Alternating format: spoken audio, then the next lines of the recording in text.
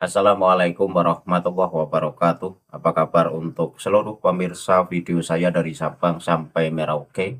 Semoga selalu diberi keberkahan, rahmat, dimudahkan segala urusannya, dimudahkan rizkinya, diberi kesehatan oleh Allah Subhanahu wa Ta'ala, serta diberi hidayah oleh Allah Subhanahu wa Ta'ala untuk orang-orang yang belum mendapatkannya.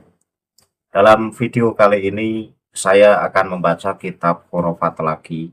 Yang akan saya baca adalah kitab Tuhfatul Ahbab.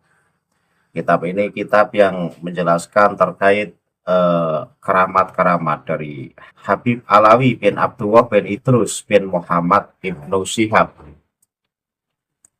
Jadi dalam kitab Tuhfatul Ahbab ini tak ubahnya dengan kitab-kitab khurafat lainnya, seperti halnya Tadkirunas, Al-Huror, dan juga kitab Syarhul Ainiyah, dan juga kitab-kitab lain yang memang berisi dan bermuatan manakib atau kemuliaan atau keutamaan dari para ulama-ulama Ba'alawi. Di sini ada satu cerita. Cerita ini cerita yang menurut saya tidak terjadi lah, tapi dibuat-buat seakan-akan terjadi. Apa yang akan saya bahas ini di halaman 290 hingga halaman 291, di mana di sini dinyatakan bahwa makam di Jambal, artinya pemakaman di Jambal itu kan pemakaman milik habaib. Di sana rata-rata penghuni kuburan itu mendengarkan bacaan Al-Quran dari para peziarah. Bahkan ketika sang peziarah ini salah dalam membaca Al-Quran, maka dari dalam kubur ini keluar suara membenarkan bacaan yang salah. Nah, ini kan hanya ada di dalam film-film yang tidak terjadi atau hanya cerita fiksi semata. Namun sebelum masuk pada pembahasan itu, untuk seluruh penonton dari manapun semua yang belum subscribe channel saya, bisa tekan tombol subscribe, kemudian like, serta share video ini ke teman-teman semua, agar yang belum tahu menjadi tahu. Yakinlah bahwa munculnya channel ini semata-mata untuk memberi edukasi kepada seluruh umat muslim di Indonesia agar tidak terjerat oleh doktrin-doktrin sesat yang dilancarkan oleh klan atau golongan yang mengklaim dirinya sebagai keturunan Rasulullah dengan mengatasnamakan agama.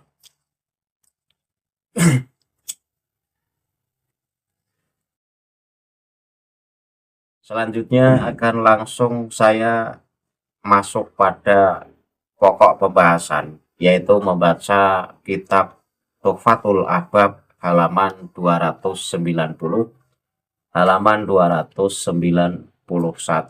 Teksnya saya tampilkan di layar sebagai bukti bahwa apa yang saya bahas di sini bukan berdasarkan kebencian, tetapi saya membahas kitab Ba'alawi sendiri, dan kitab Ba'alawi ini isinya bertentangan dengan syariat Islam lah. Ya, karena memang apa yang diceritakan di sini ini tidak masuk akal. Saya baca teksnya. Bismillahirrahmanirrahim. Wa kana radhiyallahu anhu yuhka anil imami Khalid tilmidhi Sayyidi Abdurrahman ibni Ali ibni Abi Bakrin As-Sakroni qala kuntu dzata yaumin ana wa Sayyidi Abdurrahman ibnu Ali al-Madhkur nazuru makbarata Zambalin fakultu lahu hal tuhissu bisai'in min ahlil kubur faqala li na'am kuntu idza qara'tul qur'ana inda qabril faqihi wa khalatu yaruddu alayya minal qabri wa idza jalastu inda qabri walidi Ali ibn Abi Bakrin yaqulu li qum ya Abdurrahman la tuhrika asyamsu hatta ini fitil kaziaroti kumtu ana wa sayyidi Abdurrahmani ila inti sahibi qabrin yuridu ziaratahu faqala li Inna sahiba hadzal qabri sautuhu hasanun hatta innahu idza qadhu yaqra'ul Qur'an yajtami'una ahlal barzahi lisima'i qira'atihi au kama qala. Artinya apa? Artinya bahwa beliau Habib Alawi bin Abdullah bin Idrus bin Muhammad ibnu Syihab ini pernah meriwayatkan tentang Imam Khorad, murid guruku yang bernama Abdurrahman bin Ali bin Abu Bakar Asyakron. Dia, Imam Khorad, ini berkata, suatu hari aku dan guruku Abdurrahman bin Ali, sebagaimana yang telah disebutkan, ini berziarah ke kuburan Zambal. Jadi kuburan Zambal ini kuburan yang mayoritas diisi oleh orang-orang yang meninggal dari kalangan para habib. Jadi ada Zambal, ada Furaid. Ini yang Zambal ini yang mayoritas diisi oleh para habib-habib Ba'alawi. Nah, suatu ketika Imam Khorad bersama gurunya Abdurrahman bin Ali bin Abu Bakar Asyakron ini melakukan ziarah ke pemakaman Zambal.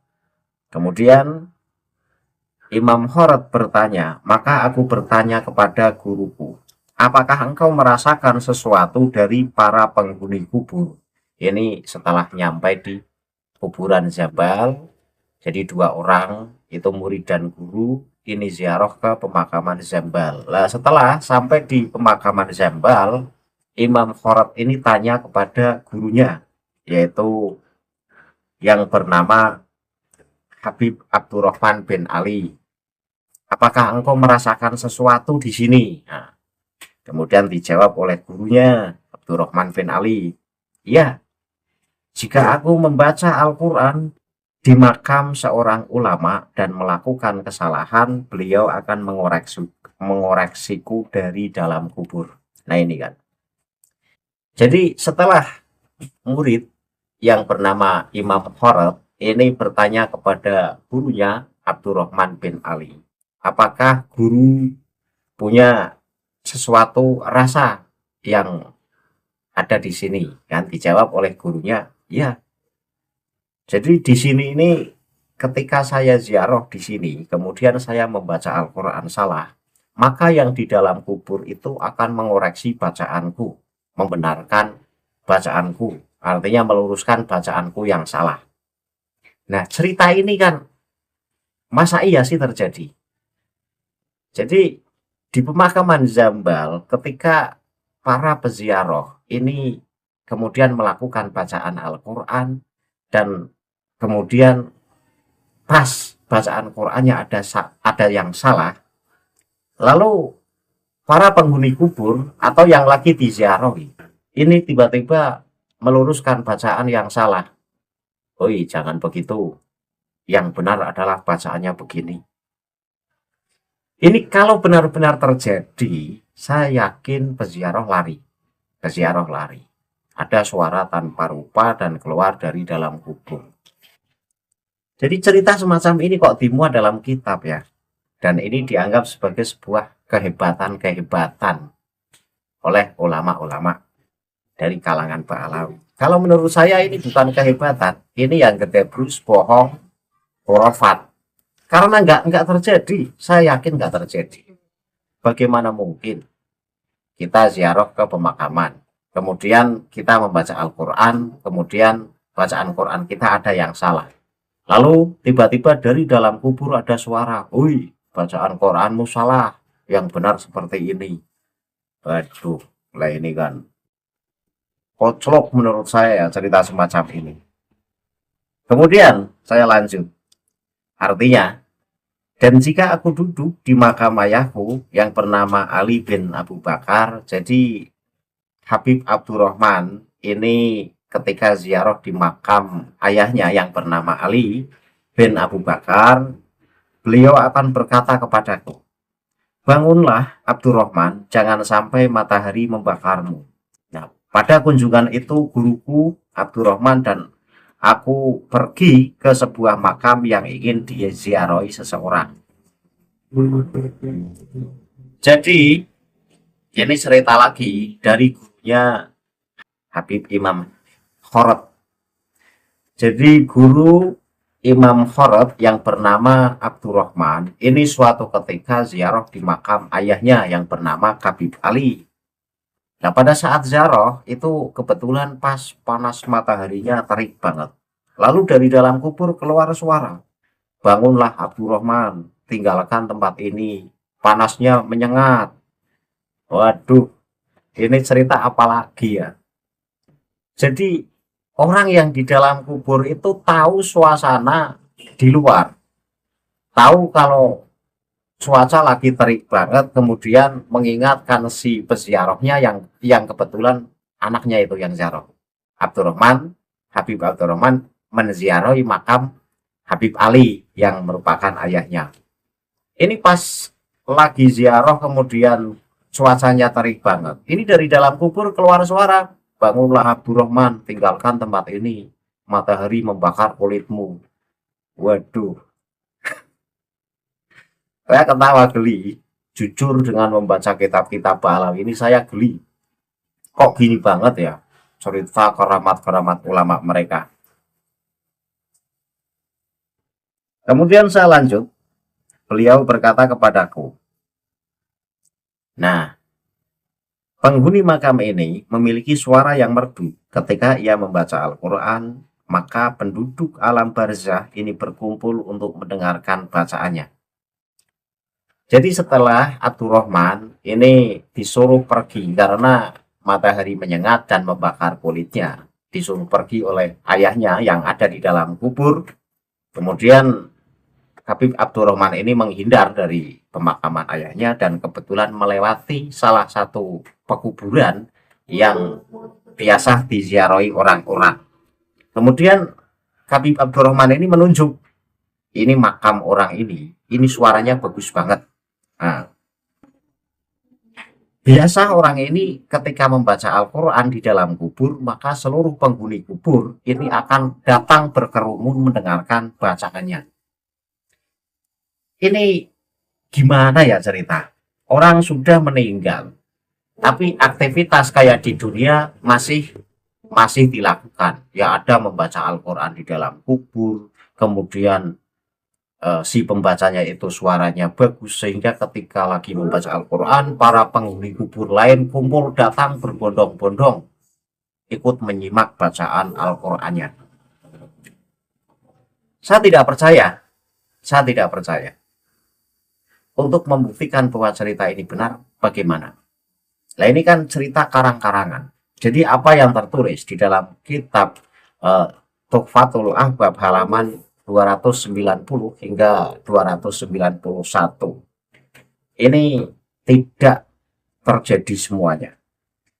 Jadi kesimpulannya kan gini, Habib Alawi bin Abdullah bin Idrus bin Muhammad Ibnu Syihab ini mendapat cerita tentang Imam Khorod dan gurunya yang bernama Abdurrahman bin Ali bin Abu Bakar, yang menceritakan ya Imam Khorod bahwa keduanya yaitu murid dan guru ini ketika ziarah di makam Zambal, maka para penghuni kuburan Zambal itu akan mengoreksi bacaan Al-Quran yang salah yang dibaca keduanya.